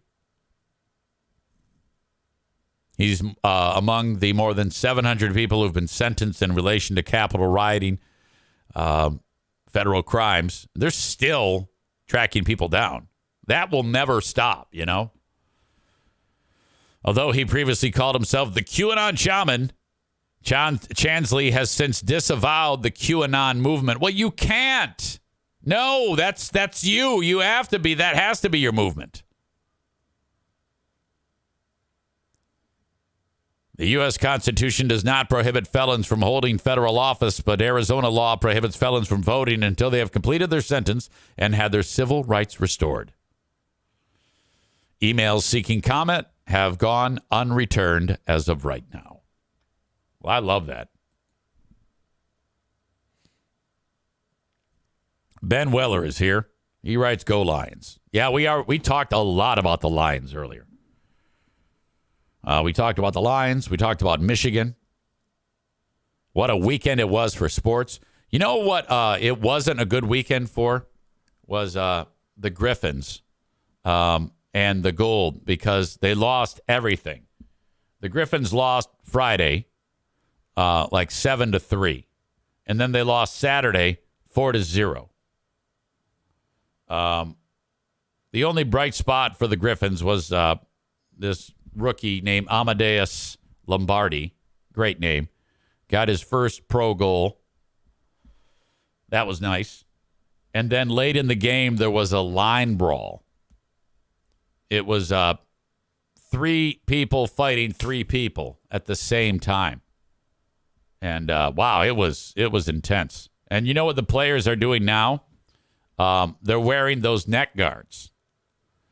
Now, again, it's remarkable to me that someone had to die, that Adam Johnson, for these dumbasses to do that, to actually put on the neck guards. And now they're all wearing them. That's all it took. And what's interesting is there had been lots of injuries prior to this. People who have been sliced by skate blades. And it's like, so literally someone had to die before it got through your heads? And I guess right now, you can't even buy a neck protector. But they're doing it wrong. They're wearing the kind that are like attached to a shirt. So it's almost like a turtleneck. But there's still a good portion of their neck exposed. When my kid played youth league, it was a band, a cut-proof band that would go around the neck and Velcro together, covered up their whole neck. They're still missing a key portion of the neck. So some dude from Toronto gets in the box next to me, and I always chat these guys up.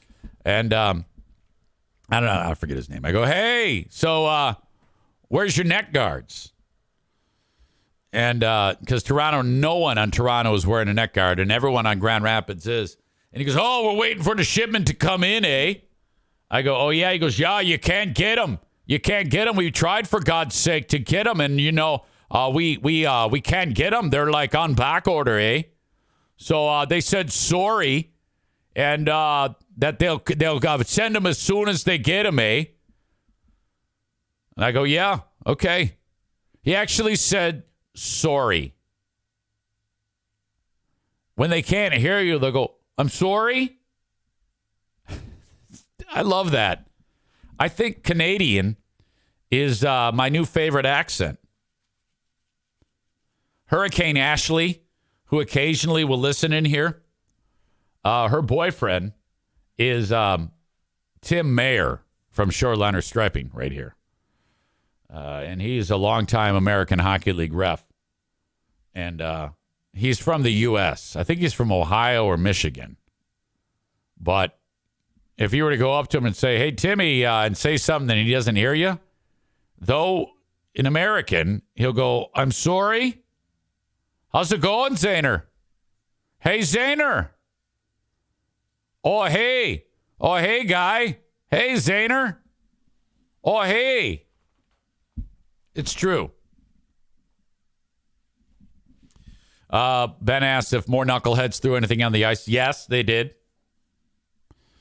Kuiper says, break down that fight on Friday at the Griffins. Not a bad idea. I don't know if they include that in the highlights, though. Let's see. I don't know if I can get to it. I didn't prepare for this. And if I don't prepare for it, that means I have to actually talk while I'm searching for it. Let's see. Grand Rapids Griffins.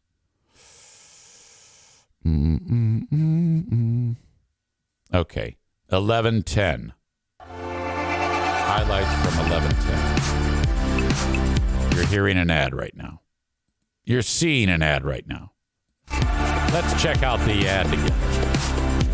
The ad.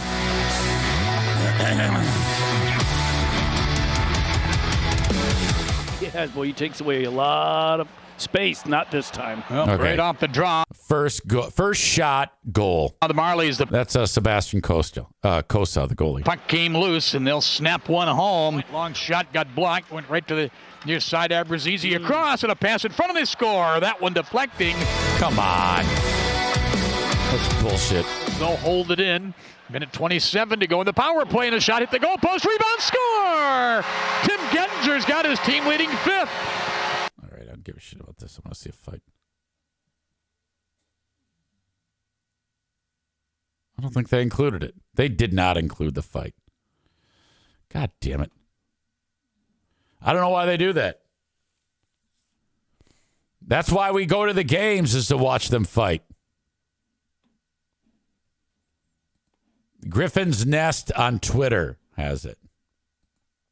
All right, Kevin. Thank you, buddy. Griffin's Nest. Uh-huh. Okay. Line brawl. Found his way there. Now we got more little pushing and shoving. Dom Shine. Okay, let me make sure I got this. I'm glad that they have this. Thank you, Kevin. That's a nice little tip on your part. Was stationary and found his way there. Now we got more little pushing and shoving. Dom Shine comes in with one shove. Now look out, everybody's getting in now. Ooh, somebody just got, Dom Shine is going after somebody who took a cheap shot, is swinging away. We got a melee going on, 6 involved. Whoa, look at that. Punches with the linesman holding him. Oh, now they're going to let Shine. Oh, my goodness. Dom Shine just connected on a huge right. And there's 2 other bouts going. Yeah, New Power just and took he his just man dropped down. him down with a right. Whoa. Yikes. Nice. Shiner was ticked off because somebody sucker punched, I think, somebody in that pile. I think it was Petronero. Mateo Petronero is the guy that I think came in there and sucker punched. I'm not sure who it was, Larry, but that was Aston Reese. a I'm going to see the sucker punch. There. Now we got more little pushing and shoving. Dom Shine comes in with one shove. Now look out, everybody's getting in now. Ooh, somebody I can't see it. Shine comes in with one shove. Now Who gets sucker punched? Okay, they're right here. Right there. This guy just punched him right in the face. look out, everybody's getting in now. Ooh, somebody just got, Dom Shine is going after somebody who took a cheap shot, is swinging away. We got a melee going on, 6 involved. Whoa, look at that. Punches with the linesman holding him. Oh, now they're going to let Shine. Oh, my goodness. Dom Shine. The bummer is we don't see Shine throwing his punch. I saw it from where I was sitting. But fuck, man. Ended up losing badly. Oh, well. Chris says it's always good when they can refer to it as a melee. Quote, they said we're sorry about your necks, eh? Maureen and I think someone else had made a nice comment about my nice purple jacket. Rich did. Outstanding purple suit on Saturday, by the way. Thank you. I appreciate that. I had to walk across the resurfaced ice, and that is so stressful. Holy shit. In fact, I'll open that. I'll show you that. I'll share that with you in case you didn't see it on Facebook. Okay. So I have to pee after every period because of these bladder issues, prostate issues. Walking across the ice is an absolute shit show. I can't stand it. Okay? Because the ice is newly finished after the Zamboni goes over it, and it's so damn slippery. So I'm just terrified always of falling down.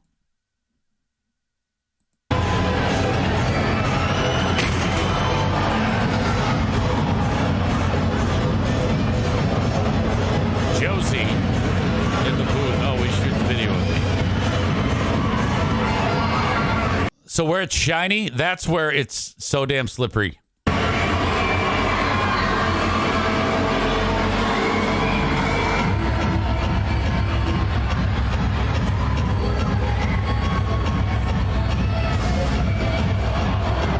Now I'm getting water off my feet. That's why I'm walking like that.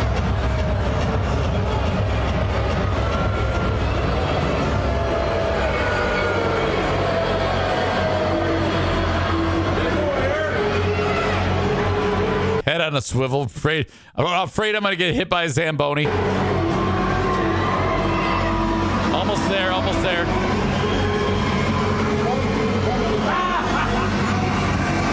They want me to fall so bad there in the booth. They have been. That's why they shoot video of me. They want me to fall. Tyler says, have you ever fallen? Not once. I have never, ever fallen on the ice. This is my, I don't know, 18th or 19th year. I can never keep it straight how many years I've done this. I think 19. Oh. Oh, my God. No, you got to be careful. There was a ref years ago who went out for warm-up, and the refs used to come out without their helmets on when they'd skate. They don't now. If you're on the ice, you have to have a helmet on. Obviously, I don't. And the ref slipped and hit his head, and Corey writes he's dead now. Yeah, he is. He did die, like right there. There was hardly anybody in the arena, and the fucking guy goes down, and he hit his head, and immediately he bled out. I mean, the amount of time that the blood left his body was remarkable. It was horrible. And yeah, in fact, it fucked a lot of people up. A lot of people that I sit in the booth with over there saw that all happen. It was awful. Corey says, I called it. I had no idea. Ha. Oh, terrible. Jesus. Okay. What else was I going to get into today? Thank you. Thank you for that. All right. Some sports moments to talk about. You know who Steph Curry is? Some of you may have heard of Seth Curry. That's his brother. Not nearly as good. He played for the Dallas Mavericks, and they just cut him because he shot a video of himself drinking something called lean, which I'm not sure what that is. I think it's like similar to, you get a lot of times the medicine, I think in like maybe cough syrup, and then you mix it with like fruit juice. He shot a video of him making and drinking lean and smoking pot, which, I mean, I don't know why this is such a big deal. I think they all smoke pot. All the players in the NBA. So Dallas said, that's it. He made this video, and they ended up cutting the guy. Here you go. This is the video of all that. So that's like the cough syrup going into the bottle. You see, it's like a prescription. And he shows it to the screen. How stupid is this fucking guy? Promethazine codeine solution. Take 5 milliliters by mouth every 6 hours as needed for cough. So you take that medicine and you mix it with like whatever's in the other bottle there while you're driving, and then you drink it. But you have to shoot video of yourself doing it. Make sure you show what it is on there. And then this is, you pour it and then you drink it while you're driving. And then you got to wear your rings there. I don't know if he's, won a championship somewhere, but he's got rings and jewelry.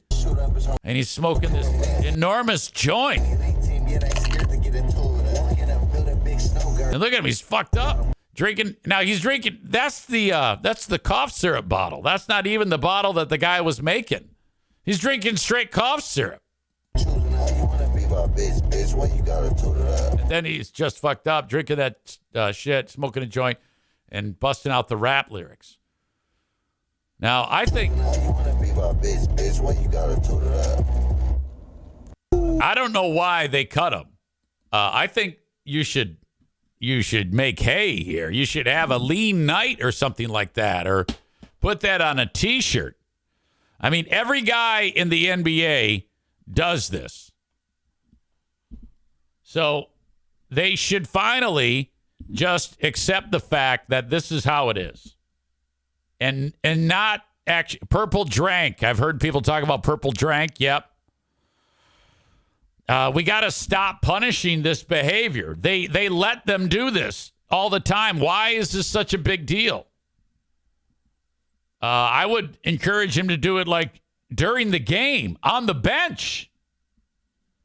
But Dallas has cut him and said, fuck that shit. You can't do that. So Even though everybody, pot is legal everywhere. Let's just wipe the pot off. Pot is not a problem. Hell, it's advertised everywhere. Even people who don't smoke pot are smoking pot. I don't smoke pot, but, everybody smokes pot. Okay? Pot usage is way up. Cigarette usage is way down. Pot, yes. Cigarettes, no. They're actually banning menthol cigarettes. They're making pot more accessible in elementary schools. But you cannot smoke menthol cigarettes. At least that's what the government wants. So forget about that Seth Curry had the pot. The pot is good. As for the purple drink, I don't know, man. If we're saying, yeah, go ahead and smoke as much pot as you want, we don't care. What's the big deal if he's drinking fucking some Robitussin? Who gives a shit? Well, anyway, that's that. Tyler says almost as stupid as getting caught flashing a gun on video after already getting in trouble for that. I think I would like to actually have an interview with Seth Curry, though, and say, so why did you, promote it? Why did you tell everybody that you were doing that? If I'm the Mavericks, I'm like, I don't care that you're doing that, but why are you saying, hey, look what I did? Why are you telling everyone, you idiot? Pretty stupid.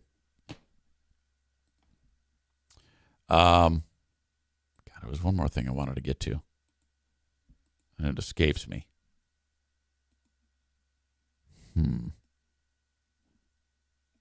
This is kind of fun. Football game the other day. Seattle Seahawks taking on, I don't know, Washington Commanders. The announcer says this. I don't understand why he would say this. At the top of the screen there, these two guys are getting set to, you got the receiver and you got the defensive back. You got brown on brown crime right up top. You got brown on brown crime right up top. Now, the only thing I can think here is that both these guys' last names are Brown. You got brown on brown crime right up top. You're saying you got I got brown on brown crime right up brown top. On brown crime right up top. Right up top. Because not only are would their names be brown, but they are brown. Both these dudes. So that's pretty sweet. I hope their names are not brown. That would make that more fun. All right. There's one more thing I had to get to, and I can't find it. I'll save it for the Patreon. That's all right. No big deal. Corey says, LOL, what?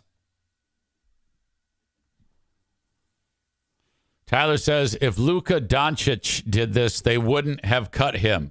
LOL. Oh, I see. So it's a white-black thing. I don't know. Corey adds, it might not be the NBA that cares. It might be Mark Cuban. Well, anyway, if it were Steph Curry, no one would care. But it's Seth Curry, so who gives a shit, right? That's what Tyler points out. It's a good player versus a great player thing. All right. I see what you're saying. I actually want to get to this clip.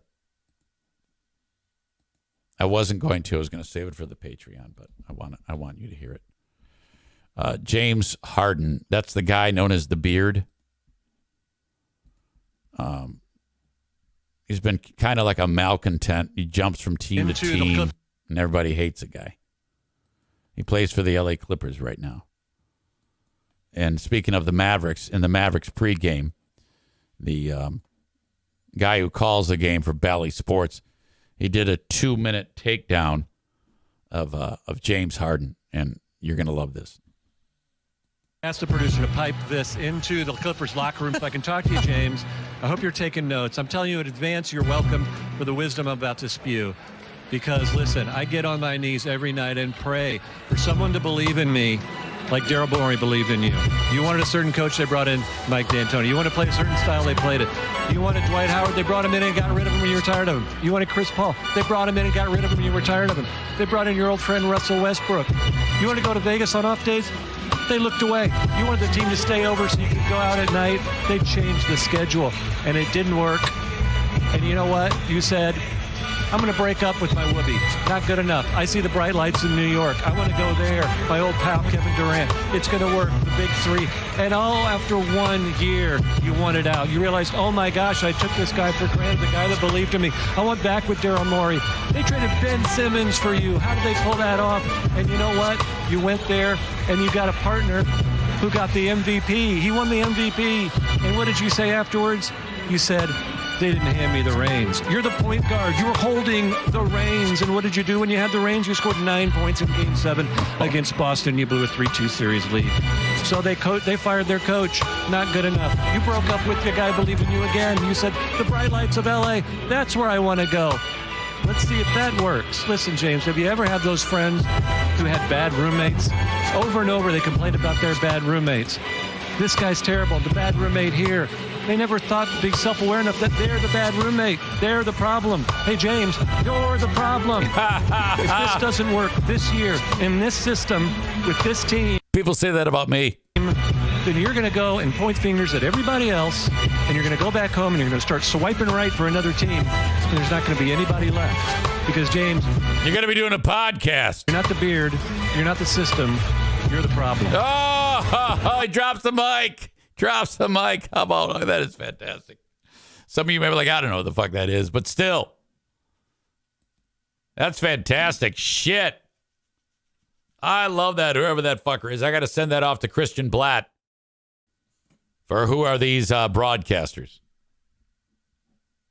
Well done. Big fan. Thank you, as always, to Frank Fuss, My Policy Shop Insurance. If you are, of course, in between jobs, perhaps unemployed, maybe your boss does not offer you insurance. You need health care. You can get it with the help of the U.S. government. A tax subsidy to help you pay the premium. That's how you get insurance these days. You're like, wait a minute, I don't understand any of this. The word you're saying doesn't make any sense. Look, that's fine. All you need to know is that there's someone that exists that can help you get insurance, and it doesn't cost you a dime. I talk about this all the damn time. Frank Fuss from My Policy Shop Insurance gets people into their health care plans who otherwise couldn't. This is all you need to do. If you can muster this, you can do this. Go to buyinsurancehere.com, B-U-Y, insurancehere.com, and fill out the form. Mention me, and that's it. Tell me what this all means, you'll say. And again, Frank gets paid by insurance companies, not by you. Doesn't cost you a dime. Buyinsurancehere.com. Irvine's Auto Repair, Grand Rapids Hybrid and EV, the place to get your vehicle repaired. 616-532-6600. That is 616-532-6600. If you are in West Michigan, get your vehicle repaired at Irvine's. ERVines.com, all makes and models, EVs, electric vehicles, hybrids, you name it. They take care of them all. The dealerships call upon Irvine's when they can't fix cars, which does happen from time to time. Get your car repaired at Irvine's. If you need a car while yours is being repaired, they have loaners for free. It doesn't even cost you anything. Early bird drop-off, late bird pickup, 616-532-6600. And then finally, Joe Martinez from A&E Heating and Cooling. He's on Cloud 9 after his team, Michigan, won the big game. So he's feeling good. He's in a good mood. Now, he's giving away free furnace tune-ups. Normally, these are $79 till December 1. This is how it works. You call, you schedule, and that's it. He comes to your house, he tunes and cleans, he leaves. You don't pay him a penny. No money leaves your pocket. He then turns in that he did the work on your residence to DTE, and they pay him what you would have paid him for the Furnace tune-up. This is till December 1, and they're filling up fast. So if you still can, call Joe, 616-516-8579. He is partnered with DTE Energy, the only one in West Michigan to get this opportunity. And he wants you to know about it. 616-516-8579. Today's asshole of the day.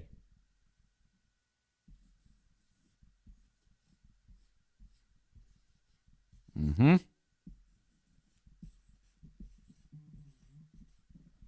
I'm getting a phone call.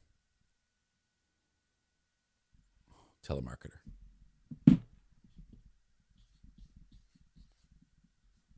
Today's asshole of the day brought to you by TC Paintball. For cutting Seth, what's his name? Seth, what's his face? The Dallas Mavericks are the assholes of the day. Curry. Embarrassing. You should have just let him. You should have given him a raise. Come on now. Folks, thank you for being here and enjoying the show. I hope you enjoyed it. Check you out on Patreon, patreon.com/Eric Zane. Till next time, thank you. Bye-bye.